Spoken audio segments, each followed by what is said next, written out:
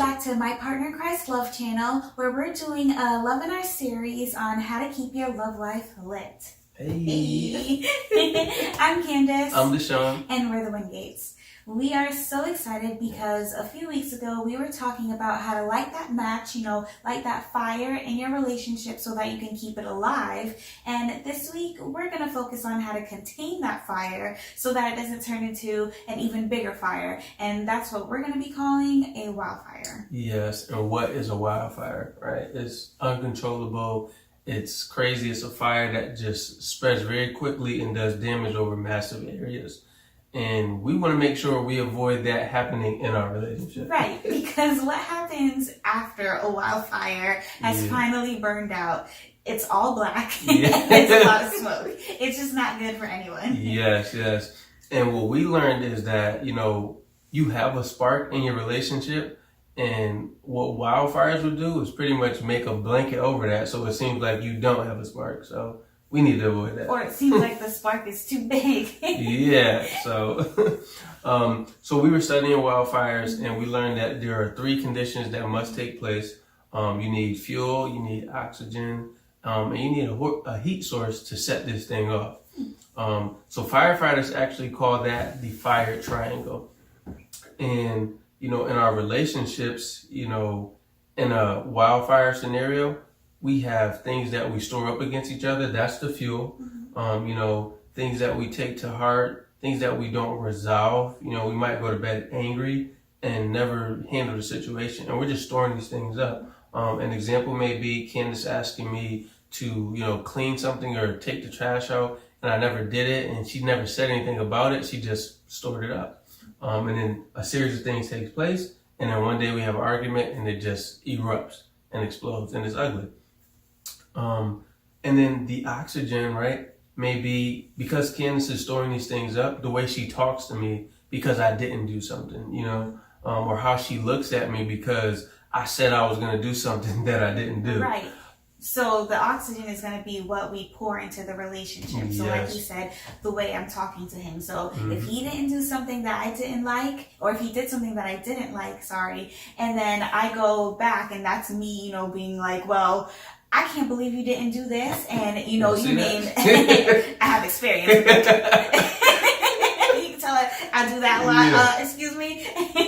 So I go at him in a negative manner and I talk down to him. I don't talk down to you, babe, but, for example, you talk down to your partner and, that escalates, the situation. Yeah. And then the source sometimes could be just a moment of an argument that takes place, or it could be maybe people that we pour into that's outside of our relationship. Right. And these are all negative things that can help that wildfire spread. Right. So it starts small and then it leads into that. Yes. The bigness of it. And side note, the more things that you fuel up or store up, the bigger the wildfire will be. Right. So let's talk about the God triangle and how we can prevent or fight these things off. In comparison. Yeah. So before we talk about the God triangle, we learned that firefighters, the way they fight off wildfires is they do water dousing and they spray fire retardant, something like that. And the other thing that they do is they actually start fires, which we found to be very interesting.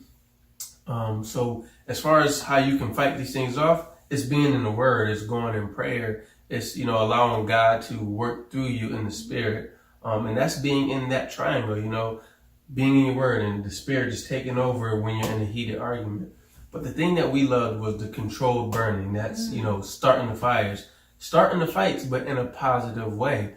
Hey, babe, you seem calm, I'm calm. I kind of want to talk to you about something that happened the other day that we never resolved. And when we do that, we get rid of that issue. We get rid of that negative fuel and energy so that if something happens, that's no longer present. Right. And, that's going to help us to stay in a positive manner by allowing God to use us. And that way it's easier because you let the love back in as well. Yes, exactly. The less damaging thing you have, the more room you have for positive things. So with these unresolved matters or going to bed angry, the Bible actually says don't let the sun go down on your anger. And many people in relationships get mad and they go to sleep with that. And it's negative. So if you're in the God triangle and you allow God to work through you and you're devoting yourselves and you're spending your time in the Word, you can learn those things. A positive example, Candace and I actually got into one of our first arguments in our early dating stage, and the Spirit reminded us, hey, Ephesians 6:12, the fight is not against flesh and blood, it's against principalities, spiritual wickedness, rulers of the air. Right. That let us know that, we're not enemies, we're partners. We're partners in Christ. So we shouldn't be talking to each other like we're enemies. Exactly.